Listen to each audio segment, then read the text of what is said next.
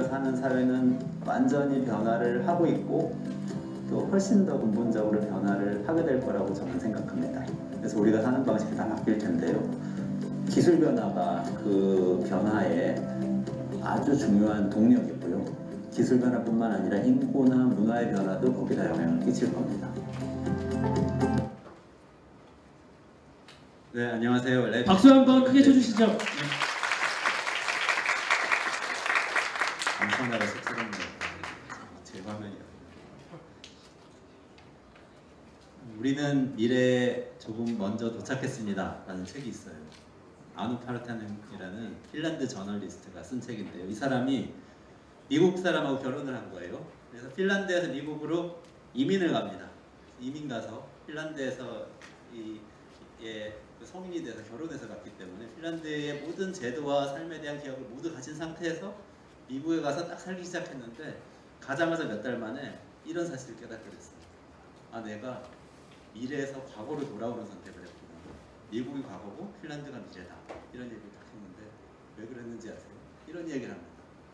우리는 계속 헐리우드 영화를 보면서 미국은 자유의 나라, 개인들은 모두 독립적이고 사람들은 모두 의존하지 않고 아주 자유롭고 독립적으로 살아가는 거라고 생각하고 있었는데 미국에 딱 와서 보니까 사람들이 너무 의존적인 거예요. 아이들은 부모에게 의존적이고 부모는 아이들에게, 아이들이 성인이 된 뒤엔 부모는 아이들에게 의존적이고 아내는 남편에게 의존적이고 남편은 회사에 가서 직장 상사한테 엄청 의존적이고 이런 사회라는 사실을 발견합니다. 그래서 제가 그 얘기 딱 듣고 하는 생각이 들었어요. 저도 미국에서 살던 사람, 핀란드에서 살던 사람 만나서 이런 얘기 들어본 적이 있거든요. 예를 들면 제가 아주 오래전이지만 미국에 가서 잠깐 공부를 했는데 그때 딱 가서 보니까 교과서에서 보던 거하고 너무 달라요. 예를 들면 미국 사람들이 애들을 한 번에 막 보내요. SAT 준비해서 대학 보내야 되니까. 그리고 나서 대학에 가는데 옛날에 여기 기억으로는 미국 사람들은 대학만 가면은 다 독립해서 접시 딱 들면서 학비 내면서 독립적으로 살아간다 이런 얘기 들었던 것 같은데 전혀 그렇지 않고 빚내서 대학 학비를 내줘야 돼요. 그리고 멀리 대학을 가면 또 주거비를 지원을 해줘야 돼요. 대학 가기 전에 벌어진 일은 낮에는 그렇게 학원 보내고 공부시켜야 되고 또 오후나 주말에는 축구 클럽에 보내야 돼요. 차 태워가지고 막 다니면서 부모들이 이 애들을 픽업하고 데려다주고 이 일을 하고 있는 거예요. 그리고 다 거기에 대한 비용을 지불하고. 그래서 너무 부모들이 힘들어하는 거죠. 핀란드에 살다 온 사람 이야기를 들었습니다. 근데 핀란드에 가서 유학 가서 공부하던 한국분이었어요. 핀란드에 도착했는데 처음엔 돈이 없어서 좀 힘들었대요. 부부가 같이 공부를 하러 갔거든요. 근데 둘 다 공부하다가 거기서 아이를 낳게 된 거예요. 그래서 아이가 세상에 나오니까 각종 수당이 밀려들어서 훨씬 더 삶이 윤택해졌다는 거죠. 그래서 공부도 하면서 동시에 아이는 학교는 거의 비용이 들지 않으니까 그냥 학교를 보내고 학교 끝나고 필요한 약간의 액티비티, 축구라든지 예를 들면 미국에서 부모들이 다 돈 내고 하는 그 축구라든지 하는 액티비티를 아이 앞으로 나온 수당을 가지고 시킬 수 있었다. 너무 행복하게 잘 살았다는 그런 얘기를 저도 들은 적이 있어요. 이 아누 파르타넨이 딱 그 얘기를 하는 거죠. 왜 핀란드 청소년들은 부모로부터 독립적일 수 있는가? 왜냐? 학비가 들지 않고 학생 수당이 나오니까. 핀란드의 가정에서는 왜 여성이 남성에게 의존적이지 않고 독립적일 수 있는가? 모든 복지 혜택이 가구를 중심으로가 아니고 개인들에게 주어지기 때문에 그냥 자기는 자기대로 살면 되니까. 부모는 왜 다 큰 장성한 자식들에게 의존적이지 않고 독립적일 수 있는가? 왜냐하면 연금이 잘 돼 있으니까.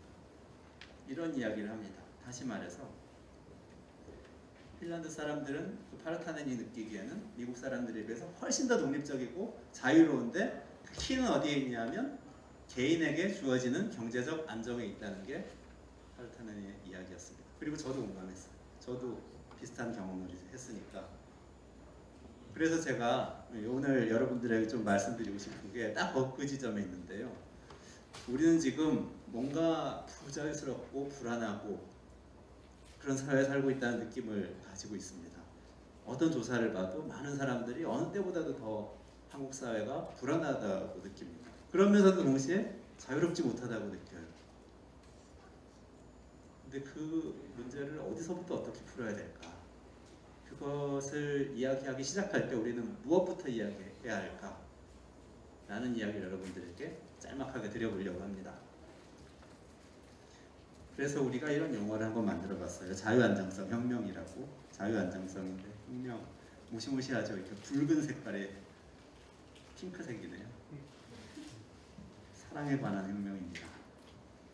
이것도 파르타넨 얘기에서 좀 따왔어요. 파르타넨의 그 우리는 미래에 조금 먼저 도착했습니다의 메인 주제는 뭐냐면 사랑에 관한 북유럽식 이론이라는 겁니다.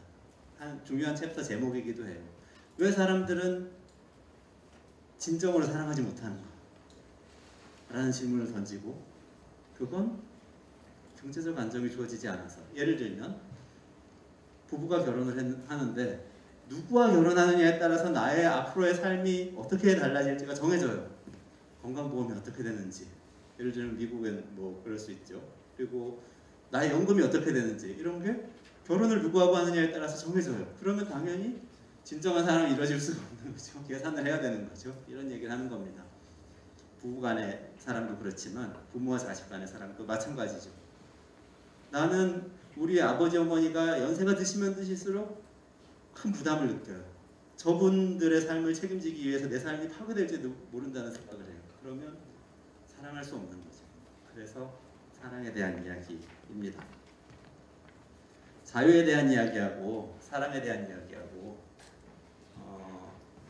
이야기를 같이 하다 보면 이런 딜레마를 많이 느껴요. 우리 사회에서는 항상 이렇게 많이 얘기했었어요. 자유를 얘기하면 무슨 자유일까? 신자유주의 국가에서 얘기하는 그런 자유 아니야? 기업은 마음대로 해고하고 뭐 사람들은 다 개인적으로 자기의 이기심을 충족시키기 위해서 살아가고 경쟁하고 이런 자유를 얘기하는 거 아니야?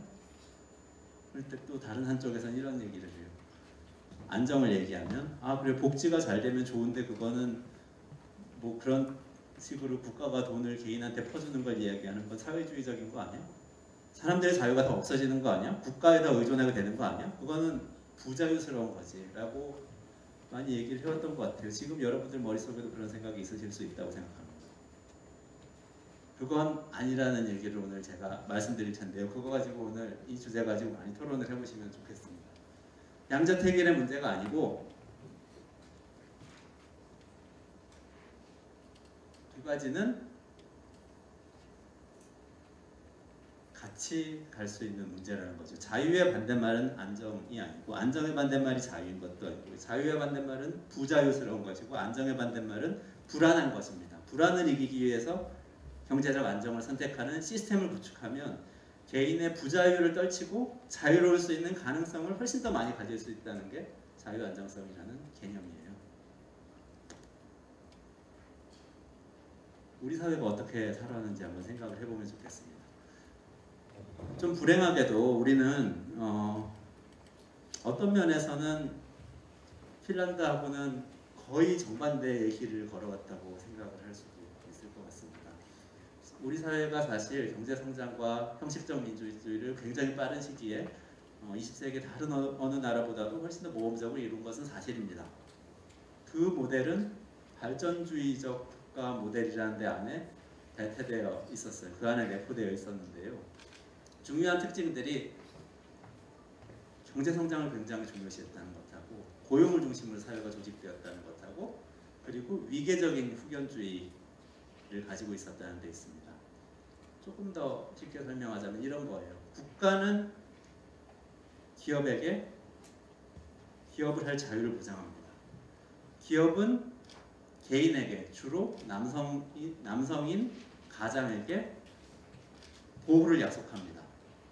그리고 그 가장은 가구 구성원들에게 주로 여성이거나 아이들인 그 가구 구성원들에게 보호를 약속합니다. 거꾸로 그 가구 구성원들은 가장에게 복종을 맹세해요. 그리고 가구주는 기업에게 순종을 맹세하고요. 기업은 국가에게 협력을 맹세를 하는 거죠. 이게 바로 위계적 후견주의의 구조입니다. 1970년대, 1980년대 우리 사회 그런 방식으로 흘러왔죠. 그러다가 한 번에 큰 변화가 오는데 90년대 중반 이후에 아주 극적으로는 IMF 구제금융 전후에서 한 번에 커다란 변화가 일어납니다. 그 변화를 많은 분들이 신자유주의적이라고 부르는데 시장이 들어와서 이전에 있던 위계적 후견주의 질서를 다 깨뜨렸다는 그런 이야기거든요. 쉽게 설명하면 그런데 이런 겁니다. 국가가 기업을 보호한다고 했고 대신 기업은 자기들이 고용하고 있는 사람들의 삶을 보장해 준다고 했어요. 이런 사회에서는 복지는 필요 없죠. 국가가 개인한테 뭐 해줄 필요가 없어요. 왜냐하면 그건 기업의 책임이니까. 기업이 잘 고용해서 월급 주고 잘 돌봐줘야죠. 그런데 그 약속 중에서 일부가 깨집니다. 기업이 이제 더 이상 그 약속을 지킬 수가 없어요 라고 얘기하는 거죠. 왜냐하면 경제 위기가 왔고 구조조정을 해야 되고 효율화 해야 되는 상황이기 때문에 우리는 능력 있는 개인들만 데리고 가겠다. 나머지는 우린 모르겠다라고 이제 얘기하게 되는 거죠. 그게 성과주의고 능력주의고 이런 방식으로 기업 안에서 나타났고 국가 차원에서 보면 이제 떨어져 나온 사람들을 보호하면 되겠구나라는 복지 패러다임으로 이어지는 거죠. 그런데 한국에서 굉장히 다르게 이 관철된 한 가지 질서가 있는데 그건 가부장주의가 남아있다는 겁니다. 그 안에서도 그런 상황에서도 국가가 기업에게, 기업이 가장에게, 가장이 가구원들에게 갖고 있는 이 위계가 깨지질 않아요. 그대로 이어집니다. 다만 거기에 포함되지 않는 사람들이 굉장히 많이 늘어나요.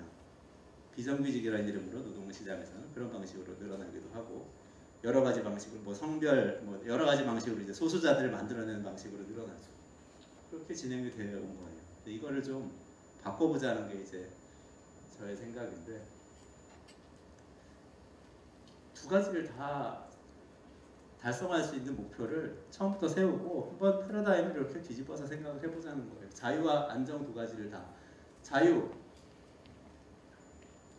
그 기업 안에 들어가서 보호를 받을 자유를 이야기하는 것이 아니라 그 기업에 들어가서 내가 원하는 일을 선택할 수 있는 자유를 이야기하는 거죠. 그런 선택할 수 있는 자유라는 건 선택하지 않을 자유라는 것을 포함하고 있죠. 노동 중에서도 유급노동과 무급노동이 있는데 사회에 가치 있는 무급노동을 하면서 살아갈 수 있는 권리, 그리고 다양한 일과 활동을 선택할 수 있는 자유를 같이 가지면서 동시에 그것을 뒷받침해 줄 수 있는 경제적 안정을 국가가 보장해 주는 그런 시스템을 한번 만들어 보면 좋겠다는 게 자유안정성의 개념입니다. 이 자리에 오신 분들은 아마 처음에 사회자가 얘기하셨지만 주말에 여기까지 오실 정도면 굉장한 강한 마음을 먹고 오셨을 거예요. 그래서 제가 좀 무리한 말씀을 좀 드려볼게요. 우리 사회가 갖고 있는 중요한 과제라고 생각하는 걸 제가 다 써봤는데 이걸 아마 여러분들이 다 고민하셔야 될 것 같아서 큰 질문 하나 드릴 텐데요.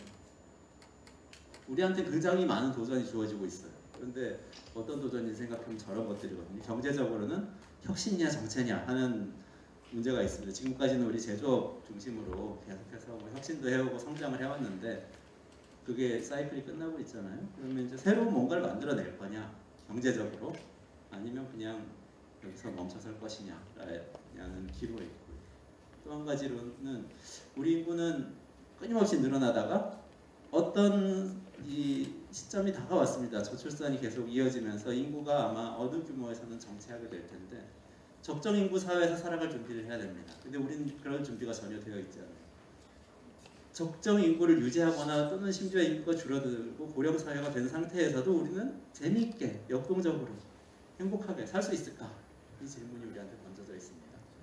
젠더 문제는 굉장히 뜨거운 이슈죠. 아까 여러분들 관심사 적어놓은 키워드 중에서도 굉장히 크게 나와 있던데 그것도 마찬가지인 거. 사실 논리적으로 생각해보면 이 문제가 문제일 수밖에 없는 것은 아까 그 위계적 후견주의 사회를 계속 유지해왔는데 그 위계적 후견주의가 있는 상태에서 1987년 이후에 여성들을 경제활동으로 끌어들여야 한다는 좀 어떻게 보면 위계적 후견주의하고는 배치되는 하나의 사회적인 요구가 아주 강하게 들어왔거든요. 그러면서 뭐 노동시장에 여러 가지 변화가 생기고 심지어는 그렇게 끌어들이기 위한 한 방법으로 불안정 노동을 만들어내기도 한 거죠. 그런 상황에서 위계적 후견주의의 이 핵심인 위계는 깨지지 않으니까 당연히 갈등이 일어나는 거예요. 그러면 우리는 지금부터 해야 되는 거는 바뀐 상황에 맞는 새로운 질서를 만들어내야 되는 거죠. 이걸 이렇게 다 깨트려버릴 상태가 되면 안 되기 때문에. 근데 그거를 만들 수 있을까 지금 좀 상당히 의문이 있죠. 그리고 계속해서 성장하는 사회에서 행복하게 만족하는 사회로 바꿀 수 있을까? 그리고 계속해서 고령화되고 수명이 연장이 되는 이 고령자들, 부모님들과 새로 이 사회에 진입하려고 하는 젊은 사람들 사이에 갈등이 실제로 있습니다. 근데 그 실제의 갈등을 현명하게 잘 공존할 수 있는 질서를 만들 수 있을까? 이런 중요한 과제들이 우리 앞에 있다고 저는 생각을 합니다. 네. 그래서 자유와 안정 두 가지를 가지고 저희는 연구를 한동안 했고요. 지난 한 해 동안 연구를 해서 안정된 삶과 자유로운 일 두 가지를 동시에 만족시킬 수 있는 정책들은 어떤 게 있을까 연구를 해봤습니다. 그리고 여러 가지 아이디어를 가지고 왔어요. 그렇지만 그게 완성된 것은 절대 아니고요. 그것을 통해서 삶은 안정되고 일은 자유로운, 일터에서는 자유롭고 삶에서는 안정된 이런 이런 사회를 만들 수 있는 어떤 단초가 될 수 있는 아이디어들이라고 할 수 있는 것들이 이제 몇 가지가 있는데요. 이런 것들입니다. 첫 번째는 안정. 예를 들면 모든 사람이 안정이 돼야 됩니다. 삶의 안정이란 그런 것이에요. 모든 사람에게 삶이 있기 때문에 이게 당연한 얘기가 들리시죠? 우리 사회는 그렇게 상정하고 있지 않아요. 고용보험에 가입하지 않은, 다시 말해서 일한 적이 없는 가구에서는 출산이란 삶이 있다고 생각하지 않죠. 출산휴가를 주지 않잖아요. 출산을 하면 출산휴가가 필요한 거 아니에요. 누구든지 간에 뭔가를 하고 있는데 출산을 하면 그거 못 하잖아요. 육아휴직도 마찬가지 개념인데 육아휴직 하면 수당이 나오죠. 그거는 안정된 직장에 있는 사람들만 나오는 거죠. 그렇지 않은 사람도 육아를 해야 될 수 있잖아요. 그런 사람들에게 삶은 없는 거죠. 우리 사회에서는. 그러니까 그 패러다임을 바꾸자는 국가가 개인에게 직접 안정과 관련된 모든 조치를 직접 분배를 하는 것이 좋겠다. 그게 첫 번째. 그 다음에 두 번째는 자유에 대한 건데요. 노동자에게 퇴사의 자유라고 써져 있죠. 되게 좀 황당하게 들리실지도 모르겠는데요. 예를 들면 여러분들이 이거 아세요? 노동자가 퇴사를 자기 마음대로 하는 것이 형사처벌 대상이었던 적이 있어요. 1918년에 독일에서 혁명이 일어나는데 그때 바이마르 공화국이 만들어지죠. 그때 강령 중에 하나가 노동자가 언제든지 퇴사할 수 있다 였거든요. 그때까지는 인신구속이라는 방법을 통해서 노동자들을 공장에 묶어뒀는데 지금 자본주의는 어떤 거냐면 사람들이 퇴사를 하면 실질적 자유를 누릴 수 없게 만들죠. 퇴사를 하면 생계 위협을 받으니까 이직을 위한 이 퇴사를 할 수 없게 되는데 그것을 보완하기 위한 조치, 예를 들면 실업급여를 자발적 실업에 대해서도 준다든지 하는 여러 가지 자유와 관련된 정책 제안을 드리고 싶고, 마지막으로 사실 근본적으로 해결할 수 있는 이 제도로서 보편적 기본소득에 대한 논의를 좀 해보자라는 말씀을 또 드려보고 싶어요. 이건 뭐냐면 모든 사람에게 적정한 소득을 국가가 보장함으로써 그 사람이 무슨 선택이라도 할 수 있도록 자유롭게 만들어주는 그런 조치죠. 당연히 그것을 위한 재원을 마련하기 위한 사회적 논의가 필요하겠죠. 증세를 할 수도 있고 다른 방법을 아끼는 방법을 선택해 볼 수도 있겠습니다. 마지막으로 제가 이런 얘기를 막 할 때 사실 여러분들은 왜 내가 주말에 와서 여기 와서 저 사람 얘기를 듣고 있냐 이런 생각하실 수 있는 것처럼 저도 왜 주말에 내가 여기 와서 저 사람들한테 이 얘기를 해야 되나 하는 생각을 할 수 있잖아요. 그 왜에 대해서 말씀을 드리자면 제가 지금 이 말씀드린 이 모든 주제는 좀 무리하게 얘기하자면 여러분들이 해결하셔야 되는 주제입니다. 여러분들이 문제를 풀고 그리고 실제 문제에 대한 답을 실행을 하셔야 돼요. 왜냐하면 여기 오신 분들, 오늘 20대 30대 공론장이잖아요. 여기 오신 분들 사회문제 해결에 대한 열정이 있는 20대 30대가 가장 오랫동안 이 문제를 짊어지고 사셔야 되는 세대이기도 하면서 동시에 지금 그래도 가장 새로운 생각을 하실 수 있는 분들이기 때문에 그렇습니다. 그리고 또 혹시라도 우리가 저렇게 어른들이 많은데 능력이 부족한데 어떻게 해요? 이런 말씀을 하실까봐 제가 이걸 한 거죠. 이거 너무 자극적이긴 해요. 근데 이게 뭐냐면 OECD에서 연령별 역량 수준을 이 성인의 연령별 역량 수준을 평가한 거거든요. 빨간색은 한국, 파란색은 OECD 평균인데 한국을 보세요. 역량이 이렇게 올라갔다가 한 20대 후반쯤 되면 쭉 꺾여서 쭉 떨어지면서 30대 중반쯤 되면 OECD하고 이렇게 역전됩니다. 한 20대 초반 중반까지는 이렇게 훨씬 높다가 OECD는 그래도 한 평균은 30대 초반 중반 정도까지 가다가 서서히 이렇게 완만하게 떨어지죠. 여기 계신 분들이 오신 여러분들이 사실 미래의 뭐 주역 이런 게 아니고요. 현재의 주역이라 해야 돼요. 현재의 주역. 그리고 실제 현재에 뭔가를 할 수 있는 가장 잘할 수 있는 분들이고 해야 되는 분들이 그렇다는 생각으로 제가 오늘 좀 이야기를 준비를 해봤습니다. 자유 안정성에 대해서 말씀드렸는데요. 경제적인 자유를 보장하는 제도가 실제로 경제적인 안정을 보장하는 제도가 개인의 자유를 가져올 수 있다고 제가 말씀드렸어요. 그런데 마지막으로 한 가지 후견주의의 구조를 제가 말씀드렸잖아요. 국가는 기업은 가장은 가구원들을 책임지겠다는 약속과 그 다음에 복종의 맹세 거꾸로 올라가는 말씀드렸죠. 사실 근데 이것도 마찬가지인 측면이 사실 있거든요. 경제적 안정을 완전하게 보장하라. 예를 들면 보편적 기본소득제 같은 제도를 달라고 얘기를 할 때는 저는 어쩔 수 없이 어떤 약속을 저희는 사회의 계약이라고 이야기를 합니다. 어떤 약속을 다시 해야 하는데 그건 이런 겁니다. 그게 보장되면 아마 우린 더 많은 자유를 가질 것이기 때문에 더 많은 문제를 해결할 수 있을 것이다. 이런 이야기를 해야만 이 계약이 성립할 수 있다고 생각해서 오늘 자유 안정 그리고 한국 사회 여러 가지 문제를 풀어야 하는 책임에 대해서 한꺼번에 제가 말씀드렸습니다. 오늘 좋은 토론이 이루어지시면 좋겠네요. 감사합니다. 네, 큰 박수 부탁드립니다.